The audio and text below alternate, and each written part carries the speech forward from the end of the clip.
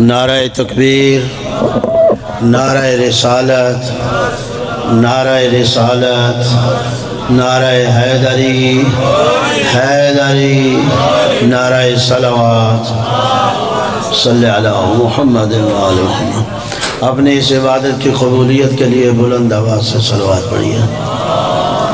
صلی علی محمد وآل محمد۔ اس ادارے کی تعمیر و ترقی کے لیے اور یہاں پڑھنے والے بچوں کی کامیابی و کامرانی کے لیے بھی بلند آواز سے صلوات ہو۔ صلی علی محمد وآل محمد۔ اتنی سو صلوات پڑھیں گے۔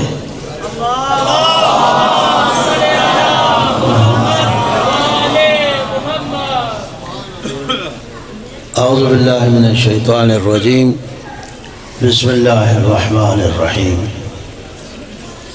قال اللہ تعالی فی کتابہ الاعلی، بسم اللہ الرحمن الرحیم، قد جاءکم من اللہ نور و کتاب مبین۔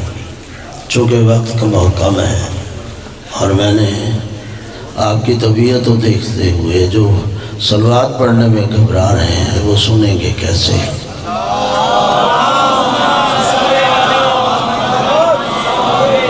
لیکن یہ بشارت دے دوں کہ چونکہ اب نعرہ تکبیر، اللہ اکبر، نعرہ تکبیر، اللہ اکبر، نعرہ رسالت، یا رسول اللہ، مل کے نعرہ حیدری۔ یا علی، آئی نظر سے دیکھ صداقت حسین کی، آئی نظر سے دیکھ صداقت حسین کی، قاتل بھی مانتا ہے شرافت حسین کی۔ واہ، عدو شبیر سے کہتا ہے یہ نوشاد، پھر دوستو ہے واحد ریاست حسین کی۔ مل کے نعرہ حیدری۔ یا علی۔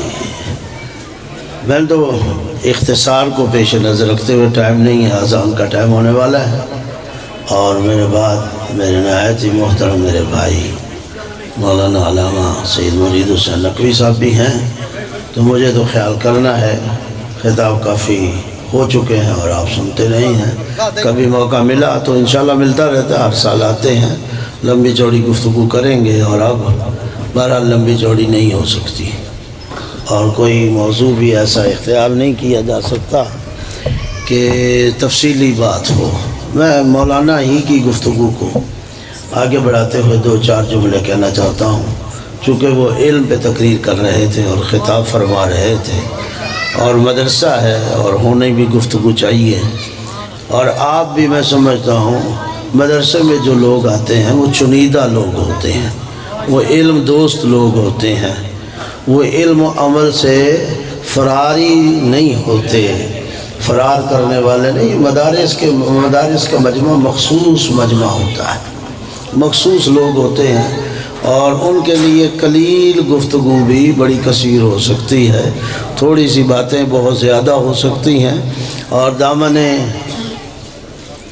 علم میں اگر دو چار باتیں بھی آ جائیں تو بڑی ہو جائیں گی۔ انسان کی فضیلت اور عظمت بھی اگر سائر مخلوقات پر اگر ہے تو وہ انہی دو چیزوں کی وجہ سے ہے، علم اور عمل کی وجہ سے۔ انسان کسی اور چیز کی وجہ سے باقی مخلوق سے افضل نہیں ہے، بلکہ اللہ نے انسان کی اس عظمت کا اقرار جو کیا اور لوگوں کو بیان جو فرمایا، چار قسمیں اٹھا کے کہا، تین کی قسم زیتون کی قسم، طور سینین کی قسم، اور اس بلد امین کی قسم، پھر جا کے کہا لَقَدْ خَلَقْنَا الْإِنسَانَ فِي أَحْسَنِ تَقْوِيمٍ، ہم نے انسان کو بہترین تخلیق دی ہے، اور وہ بہترین تخلیق کس وجہ سے ہے؟ وہ علم اور عمل کی وجہ سے۔ انسان شعور رکھتا ہے، انسان عقل رکھتا ہے، اس شعور اور عقل کی بنا پر انسان علم کی سیڑھیاں چڑھ سکتا ہے اور علم کی منازل طے کر سکتا ہے، اور انسان کو بڑھنا ہے تو اسی علم کے ذریعے بڑھنا ہے، اور پھر علم کو سنوارنا ہے تو اسی عمل کے ذریعے سنوارنا ہے۔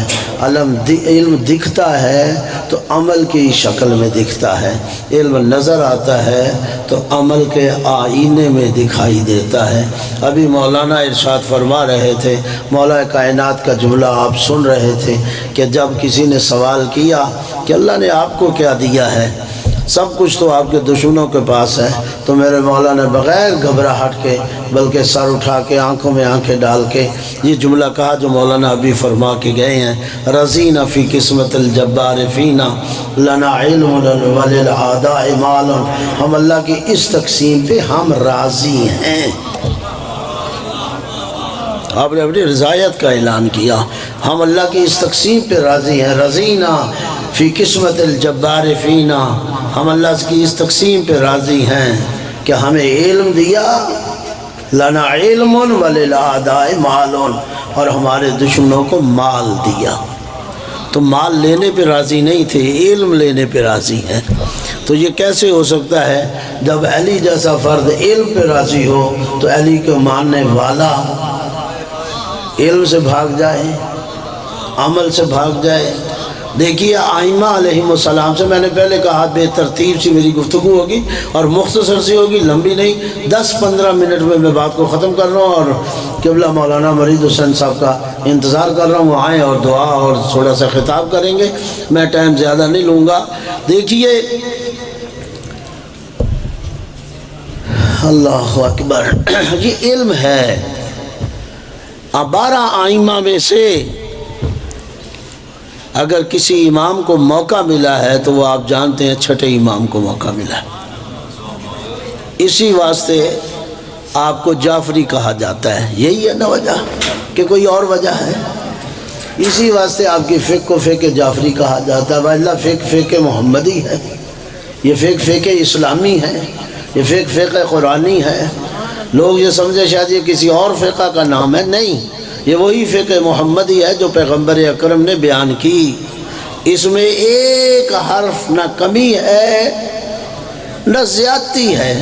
یہ وہی فقہ اسلامی ہے جو اللہ نے اسلام بھیجا تھا، یہ وہی فقہ قرآنی ہے جس کو قرآن نے بیان کیا، لیکن امام کے نام سے اس لیے منسوب اور مشہور ہو گئی اس لیے کہ امام کو موقع ملا مسند علم پہ بیٹھ کر فقہ محمدی کی تشریح کرنے کا۔ جلدی جلدی ویسا چلیے، میں نے پہلے کہا میں زیادہ لمبا نہیں، آپ کو موقع ملا، باقی آئمہ کو یہ موقع نہیں مل سکا، اور آپ نے حق ادا کیا۔ آج کی دنیا کے امام اگر شاگرد ہیں بالواسطہ یا بلا واسطہ تو وہ اسی آپ کے چھٹے امام کے شاگرد ہیں، اور یہ کہتے ہوئے نظر آتے ہیں لولا السنتان لہلک النعمان، اگر وہ 2 سال جو امام باقر اور امام صادق کے پاس مجھے حاصل ہوئے اگر نہ ملتے تو میں ہلاک ہو جاتا۔ تو یہ آپ کے چھٹے امام کا فیض ہے، اس کو موقع ملا، انہیں موقع ملا اور انہوں نے علم کے دریا بہائے۔ لیکن مجھے کہنے کا اس لیے میں نے یہ بات کہی ہے کہ جہاں آپ بیٹھ کے جس مسند پہ آپ فقہ پیغمبر اپنے جد کی فقہ کو بیان کرتے تھے، اس کی بیک پہ جیسے یہ پینافلکس لگی ہے، اس طرح میرے امام نے اپنے جد مولا کائنات کا بہت بڑا شعر لکھوا کے رکھا تھا، اور وہ آج بھی دیوان امیر المومنین میں موجود ہے۔ اور وہ شعر کیا تھا؟ کسی نے امام سے سوال کیا تھا کہ مولا یتیم کسے کہتے ہیں، مسکین کسے کہتے ہیں؟ ظاہر ہے ہماری دنیا میں یتیم اسے کہتے ہیں جو یتیم الابوین ہو، ماں باپ نہ رکھتا، اسے یتیم کہا جاتا ہے نا۔ تو جب میرے مولا سے پوچھا کہ یتیم کسے کہتے ہیں تو مولا نے کچھ اور جواب دیا، کہا لیس الیتیم قد مات والدہ، یتیم وہ نہیں ہے جس کے ماں باپ نہیں ہے، بل الیتیم یتیم العلم والادب، یتیم وہ ہے جس کے پاس علم نہیں ہے، جس کے پاس ادب نہیں۔ یا علی اللہ کو سلامت رکھے۔ میرے مولا کی نگاہ میں یتیم وہ ہے جس کے پاس علم نہیں ہے، جس کے پاس ادب نہیں ہے۔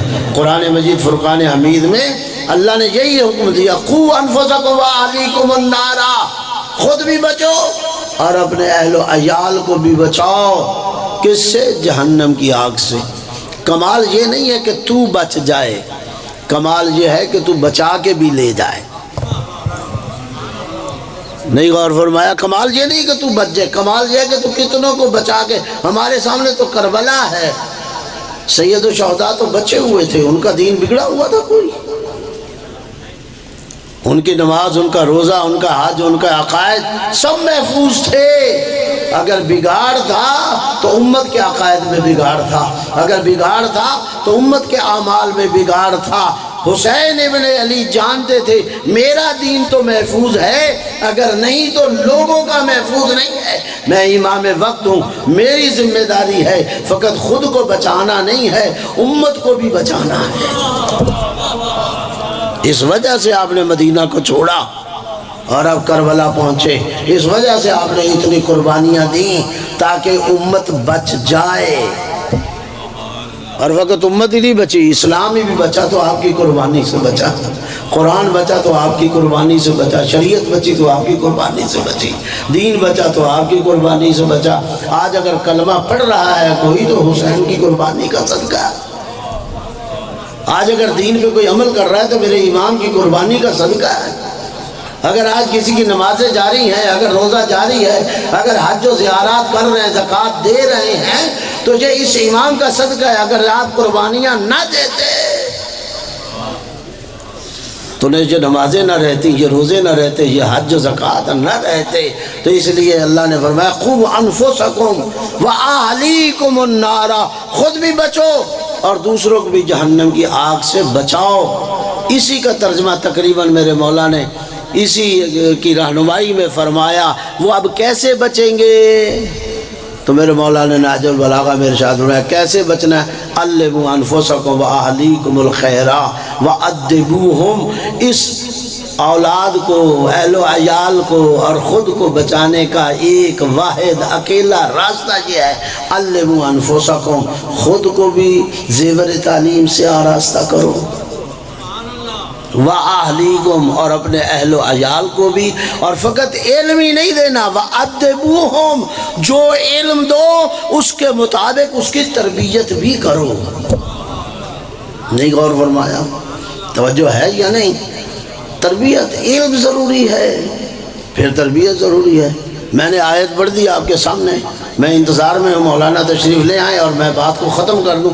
آیت پڑھی قَدْ جَاءَكُم مِّنَ اللَّهِ نُورٌ وَكِتَابٌ مُّبِينٌ. تمہارے پاس اللہ کی طرف سے دو چیزیں پہنچی ہیں، ایک نور پہنچا ہے، ایک کتاب پہنچی. میں نے کہا تفصیلات پھر کبھی زندگی رہی تو مجھے بتائیے کتاب کیا ہے اور نور کیا ہے. کتاب بھی ذریعہ تعلیم ہے اور نور اللہ نے پہلے لفظ نور کہہ کے ہی واضح کر دیا، یہ علم ہے. العلم نور، یہ رسول اور اہل بیت رسول یہ نور ہیں، تو یہ علم سے مرکہ ہے. نہیں غور فرمایا؟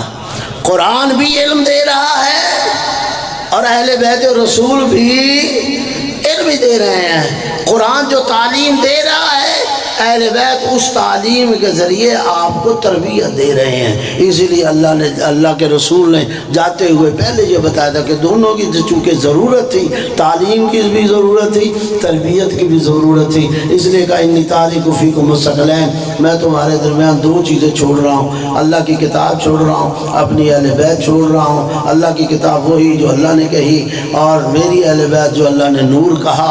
کیوں دونوں چیزیں چھوڑ رہا ہوں؟ اس لیے کہ کتاب ذریعہ تعلیم ہے اور اس کتاب کے حوالے سے جو تربیت کریں گے وہ اہل بیت ہیں. نہیں غور فرمایا؟ قرآن اور اہل بیت کو چھوڑا. اور پھر یہ جملے کہے ما ان تمسکتم بہما لن تضلوا بعدی، میں رسول تمہیں کہہ کے جا رہا ہوں جب تم دونوں سے جب تک تمسک رکھو گے قرآن اور اہل بیت، اس وقت تک تم گمراہ نہیں ہوگے. اور یہ قرآن اور اہل بیت ہی ہیں، اگر ان سے تمسک رکھا تو تمہیں حوض کوثر پہ لے آئیں گے. توجہ ہے؟ غور فرما رہے ہیں یا نہیں فرما رہے؟ قرآن اور اہل بیت کو اسی لیے چھوڑا کہ تعلیم اور تربیت، مدارس اسی لیے بنے ہیں کہ جہاں آپ کو تعلیم دی جائے وہاں تربیت بھی دی جائے. اور مجالس بھی یہی ذریعہ ہے کہ مجالس کے ذریعے اس قوم کو تعلیم بھی دی جائے اور تربیت بھی کی جائے. یہی وجہ ہے مدارس اپنے اندر جلسے رکھتے ہیں، مجالس رکھتے ہیں، تاکہ جو لوگ باقاعدہ یہاں آ کر تعلیم اور تربیت نہیں پا سکتے تو کم از کم 1 یا 2 دن آئیں اور انہیں ایک ایسا ذریعہ مہیا کیا جائے جہاں کم از کم کچھ نہ کچھ تعلیم اور تربیت کا سامان۔ غور فرمایا انہیں فرمایا تعلیم اور تربیت ہے۔ آپ لوگ آئے بھی اس لیے ہیں۔ اور میرے محترم، جب قرآن یہ کہہ رہا ہے علموا انفسکم قوا انفسکم واہلیکم النار، جب قرآن یہ فریضہ ہمارے اوپر لگا رہا ہے کہ خود بھی جہنم کی آگ سے بچو اور اہل عیال کو بھی بچاؤ، اور مولا نے فرمایا تعلیم دو خود کو بھی اور اپنے اہل عیال کو بھی اور تربیت کرو، تو پھر مجھے بتائیے قرآن کی بھی تعلیم آپ کے سامنے ہے، اہل بیت کی تعلیم بھی آپ کے سامنے ہے، جب دونوں یہی حکم دے رہے ہیں، انہی دونوں کو رسول چھوڑ کے گئے تھے نا، کہ کسی اور چیزوں کو چھوڑ کے گئے تھے، انہی دو کو چھوڑ کے گئے تھے، اور یہ دونوں آپ کو تعلیم اور تربیت کی طرف لا رہے ہیں۔ قرآن بھی تعلیم کی طرف لا رہا ہے، تربیت کی طرف لا رہا ہے، اہل بیت بھی تعلیم اور تربیت کی طرف لا رہے ہیں۔ 12 آئمہ 14 معصومین آپ کی تربیت کے لیے آئے ہیں، اور آپ کا سلسلہ منقطع نہیں ہوا۔ ادھر رسول گئے علی کے پاس آپ آ گئے، علی گئے حسن کے پاس آ گئے، حسن گئے امام حسین کے پاس، امام زمانہ تک آپ پہنچ گئے ہیں۔ پھر بھی غیبت صغریٰ میں بھی آپ کا ایک سلسلہ رہا، غیبت کبریٰ آئی ہے تو فارج الی روات حدیث نے غیبت کبریٰ میں بھی اس امام نے آپ کو بے وارث نہیں چھوڑا، آپ کے اوپر مراجع رکھے کہ جاؤ اگر تمہیں کوئی مسئلہ پیش آ جائے فارج الی روات حدیث نہ، ہمارے ان علماء کی طرف چلے جانا جو ہماری روایتیں تجھے بیان کریں، من گھڑت نہیں، ہماری وضع شدہ نہیں، بنائی ہوئی نہیں، ہماری روایات تم تک پہنچائیں، ہماری حدیث تم تک پہنچائیں۔ بس ان علماء کی طرف رجوع کرنے کا نام تقلید ہے، تقلید کسی اور شے کا نام نہیں ہے، تقلید نام ہے علماء کی طرف رجوع کرنے کا، ان علماء کی طرف جو آئمہ علیہم السلام کی تعلیمات، اور کچھ نہیں ہے۔ اور یہی وجہ ہے، دیکھیے ہر امام 19 ماہ رمضان کو لگ گئی نا ضرب، لگ گئی ضرب، سر 2 حصوں میں تقسیم ہے، بستر بیماری پہ مولا کائنات ہے، لیکن دیکھیے کتنا درد ہے اور کتنی ضرورت محسوس کر رہے ہیں، پھر بھی درد سر 2 حصوں میں تقسیم ہوئے بھی پھر بھی کہہ رہے ہیں کہ آؤ ابھی بھی وقت ہے، جو پوچھنا چاہتے ہو پوچھ لو مجھ سے، سلونی سلونی۔ یہ ایک دفعہ ہی نہیں کہا تھا، یہ 20 دفعہ کہا، اور آخری دفعہ اس وقت کہا جب سر آپ کا 2 حصوں میں تقسیم تھا۔ آپ مجھ سے پوچھ لو، میں زمین کی بجائے آسمان کے راستے اس سے بھی بہتر جانتا ہوں۔ یہ تو بدقسمتی ہے، لوگوں نے جو پوچھنا چاہیے تو پوچھا ہی نہیں۔ تیرا امام تو اس عالم میں بھی تعلیم اور تربیت دے رہا ہے، توجہ ہے یا نہیں؟ لیکن کیا یاد آیا معلوم نہیں، 2 منٹ میں لے رہا ہوں اور مولانا بھی تشریف لے آئیں۔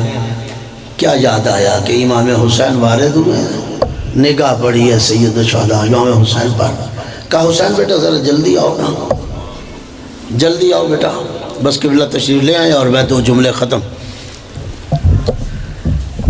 جی بابا سر جھکائے ہوئے، آپ کی اجازت سے، جی بابا سر جھکائے ہوئے، بس ختم کر رہا ہوں۔ جی بابا فرمائیے، بیٹا تیری بہن زینب کہاں ہے؟ میں نے کہا تھا میں زیادہ نہیں، میں بس اپنے بھائی اور برادر کے انتظار میں بیٹھا ہوں انشاءاللہ۔ بیٹا تیری بہن زینب کہاں ہے؟ سر جھکا دیا، رو پڑے۔ کہا بیٹا روتا کیوں ہے؟ رو کے کہا بابا تیری پشت پہ تو کھڑی ہے۔ میں نے پڑھ دیا اور آپ نے سن لیا، میں نے خطبہ بھی نہیں پڑھا، میں نے گفتگو بھی لمبی نہیں کی اور مصائب بھی نہیں، بالکل بہت رو پڑے۔ کہا بابا آپ کی پشت پہ تو کھڑی ہے۔ کہا زینب بیٹا ذرا سامنے آؤ نا۔ جب باپ نے کہا نا بیٹا سامنے آؤ، علماء نے لکھا بی بی سر جھکائے ہوئے، آہستہ آہستہ قدم اٹھاتے ہوئے باپ کے سامنے آ کے کھڑی ہو گئی. آہستہ سے کہا جی بابا. سنیں گے جملہ؟ جی بابا. کہا زینب بیٹا میں جانتا ہوں تو قرآن بڑا اچھا پڑھتی ہے. میرا مصاحب ہو گیا، اس سے زیادہ میں نہیں، آپ باخبر لوگ ہیں. کہا زینب بیٹا تو بڑی اچھی تلاوت کرتی ہے، دیکھ تیرے بابا کا سر 2 حصوں میں تقسیم ہے. تکلیف کی شدت اور حدت ہے، پڑھنا قرآن، ذرا کرنا تلاوت تاکہ افاقہ ہو. جب کہا نا پڑھ قرآن کر تلاوت، علماء نے لکھا ہے بی بی کے بدن میں کب کبھی تاری ہو گئی. ایک رنگ آنے لگا، ایک رنگ جانے لگا. امام حسین آگے بڑے، ہاتھ باندھ کر کے کہا بابا اپنا حکم واپس لے لیجیے. بابا اپنا حکم، اجرکم اللہ، بس میری ہوگی ختم. کہا بابا اپنا حکم واپس لے لیجیے. کہا بیٹا کیوں؟ کہا بابا میری بہن مر جائے گی، میری بہن مر جائے گی. کہا کیوں بیٹا؟ کہا بابا آپ کے سامنے قرآن پڑھتے تلاوت کرتے شرم آتی ہے، شرم محسوس کرتی ہے، وہ پڑھ نہیں سکتی، مر جائے گی. بس میں نے کہہ دیا. وہ بی بی جو باپ کے سامنے قرآن پڑھتے شرماتی تھی، مجھے بتاؤ اسے چوک اور بازاروں اور درباروں میں جب خطبے دینے پڑے کیسے خطبے دیے ہوں گے اور کس حالت میں دیے ہوں گے. انا للہ و انا الیہ راجعون وسیعلم الذین یمنون.